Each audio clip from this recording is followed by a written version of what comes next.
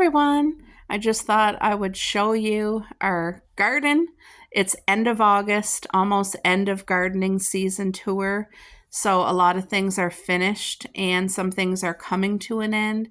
But I just wanted to give you an overlook. The girls were out with me and they were running around barking at every little thing. So I just thought I would show you our tour, but do a quick voiceover as well.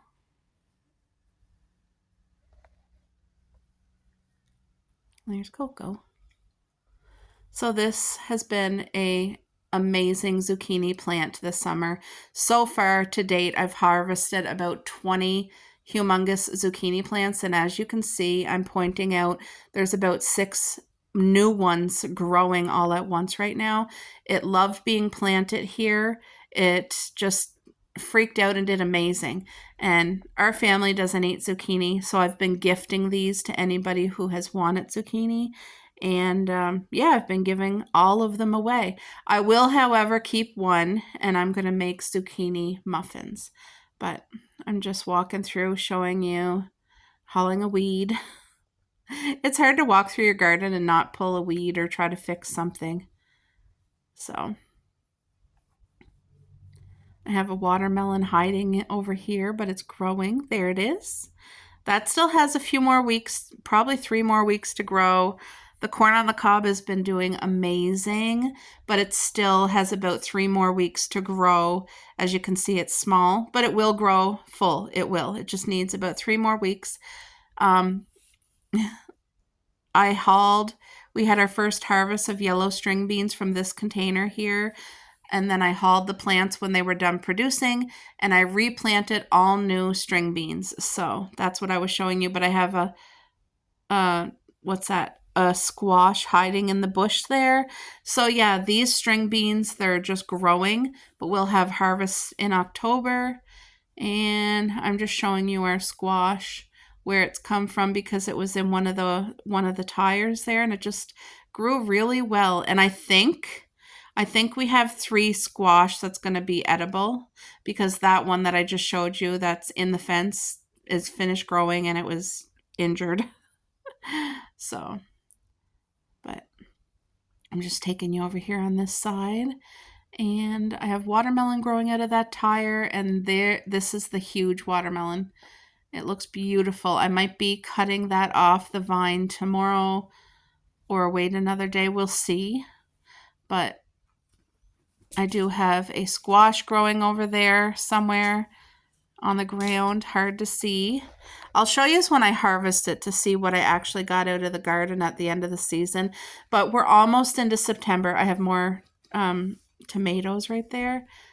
I mean, it's been a blessing of all the things we've hauled so far. We had so many beautiful string beans, yellow and green ones. I got a lot of tomatoes. We really enjoyed this summer of strawberry season, blueberry season. We're in blackberry season right now. We had a lot of nice raspberries. The tires I'm showing you right now, they're both string beans, yellow string beans. I had our first harvest. All the plants were hauled, and these were all new seeds, so they're new seedling plants. And they'll be about ready in October sometime. So this tire is all yellow beans. As you guys can see, it's loaded. There's over 50 plants in this one tire. I'll plant it right together, and look how beautiful the harvest is going to be. It's just great. You can really plant string beans real nice and tight together, and you get so much harvest. So in about 3 days, I'll come out and harvest that whole tire and bring it up to Mom and Dad as a little string bean treat.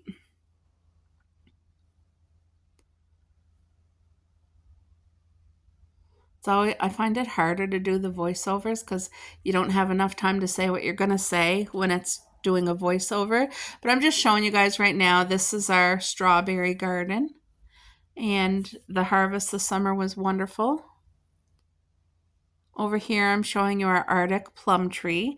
This is only 3 years old, so probably by the 5th year, it'll start growing fruit. But I'm just gently tying it up to this arbor. and the arbor curves at the top, but my goal is to have the tree growing as a curved tree instead of a straight tree so that the branches and all the fruit can hang down from the arbor, easy to pick. That's the goal. This is a cherry bush. It's 2 or 3 years old and it gave no fruit this summer, so hopefully next summer will be fruit. And then these tires had strawberry plants in them. They all got dug out. I replenished the soil, brand new soil and manure, sheep manure in here. And then come fall, I'm going to load it with leaves. And then next spring, I'm planting early June bearing strawberry bare roots in these 3 pools. So we'll have a great section of strawberries. This tire here is pulled, but it was another zucchini plant. We got about 10 zucchinis out of this tire. So it was a really good harvest with that too. Well, there's Cupcake doing something over there. And then these tires that I'm showing you that have all the new sheep manure, that's ready for next summer. So I'm going to cover it. I'm going to put in buckets of coffee grinds in there and then load it with a garbage bag full of shredded leaves. So it'll be so nutrient dense come spring. Whatever I grow in it's going to grow really, really well. And you can see I had to use my mesh blanket there over the grapes to kind of deter the squirrels and the birds from eating the grapes. Now these, what are they called? Hydrangeas. They're gorgeous. They're in full bloom. And you can see on these ones here, they're starting to turn pink. I don't know how that ever happened because these hydrangeas used to be blooming white like they are now, but then the color they would turn is green. Last summer, they turned pink, and they were stunningly gorgeous. I don't know how they turned pink, what caused them to turn pink, but now they turn pink. And these flowers, I don't even know what the name is, but they're absolutely beautiful.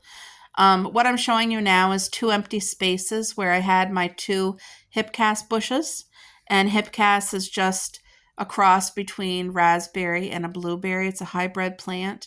And I wasn't getting enough fruit or eating them. So I thought this is very valuable space.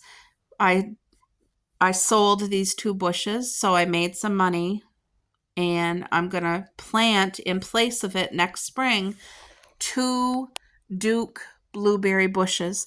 And the Dukes grow 6 feet tall, 6 feet wide with a huge, huge harvest of the big fat blueberries. That's exactly what I want. And I'm just showing you our grapes right here. You can see the ones that are kind of turning pinky purpley, they are ready to eat. And I did a test taste and it is so sweet and delicious. These grapes are a lot smaller than the grocery store ones only because one grapevine has about 300 grapes to look after. If I would have cut half of them off, they would have been a lot fatter. But I just experimented this summer and let them grow everything that they were growing. And then these grapes, they're called purple candied grapes, and these have seeds. This is more of a grape for like winery, for making juices and wines. And I was squashing it just to show you guys. Look at the juice coming out of it. But it wasn't as bad for seeds as I thought it was going to be, because last year when I like tried a few in my mouth, it was full of seeds and I had to spit the seeds out. It was a mouthful of seeds, but this year it seems to have quite a bit of meat in it, like grape meat. And yeah, and I'm just showing you the grapes underneath the mesh. I got this mesh off Temu. It's like a very fine metal mesh blanket, and it really works great at deterring the squirrels. Because if they bite into it, they don't like that, like the metal. So, but you guys can see all the grapes. Next summer, I'm going to cut half of the grapes right off to let the plant really focus on like a more attainable, because look at all the energy this vine has to put out to grow all these grapes, but they're really beautiful and they taste so sweet. It's delicious, 10 out of 10. These are strawberry grapes, but they're really good and they're seedless. And over here, I'm just showing you guys the kiwi. which I'm going to have to pick soon. These are the grape-sized kiwi. As you can see, look at them. There's tons of them. So, yeah, I got to pick them soon. And I think they got a little too much water. We've been getting quite a bit of rain. Now that pool is our compost pool. It's really great any gardener to have because throw all of your coffee grinds, all of your vegetable peels, your eggshells, your grass clippings, seaweed, leaves, get it all in there, and it makes the healthiest, most natural compost for your garden. These are blackberries. Our blackberry bushes just grow so many blackberry. When they turn black, they're ready to be picked. So when they're pink like that, they still are growing.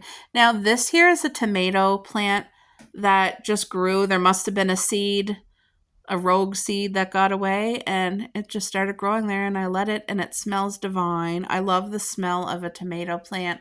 I love the smell of like chives and herbs and stuff. But yeah, there's actual tomatoes growing on here, which is a blessing. So it's very healthy and it's happy where it is. And that area gets a lot of shade. So I'm surprised that there's tomatoes growing because that's like a heavily shaded. These here are just blueberries. These are high bush blueberries here, and they grow decent amount of fruit. Now these are not full size yet. They get 4 feet high and 4 feet wide. So they have a lot to grow. But the ones I'm showing you now that I'm pointing at in the straw, there's 4 left. I sold 2. The other 4 are going to be dug up. And if I don't sell them, I'll be gifting them. But yeah, they got to go because I'm going to plant one of the Duke 6 feet tall, 6 feet wide blueberry bushes here because we don't have a ginormous yard, so square footage is very valuable. And these fruiting ones are just, these blueberries were too small. They weren't the big ones. I paid for high bush blueberries, and I definitely didn't get what I wanted. But apparently there's tons of different varieties of high bush blueberries. I didn't know that, so that was a lesson learned. So I researched it on Google, and the Duke high bush blueberries are the ones I want to go with because I want the most amount of fruit and least amount of plants. So next spring, I'll have 3 high bush Duke blueberry bushes to plant in the yard. And I'm excited for that because we love blueberries. My family, my parents, my grandmother, everybody loves blueberries. So once these plants actually mature and grow that amount of fruit, there's going to be more than enough for me and the family to share. So,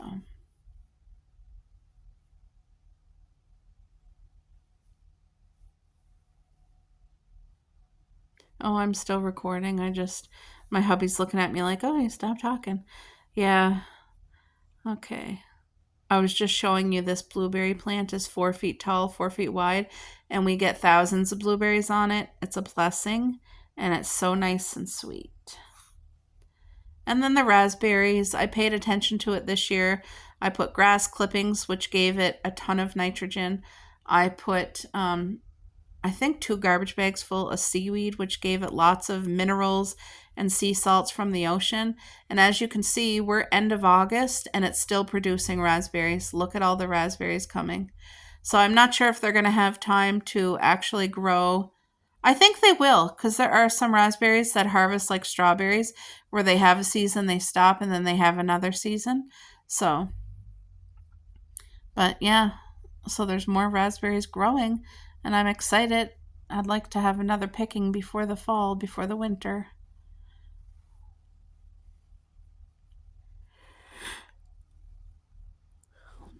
Let's see what else I show you.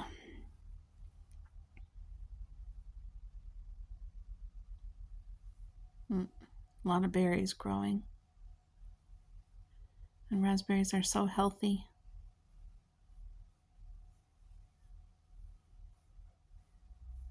We had a couple good days of rain, which we really, really needed. And it filled our little rain bucket. So,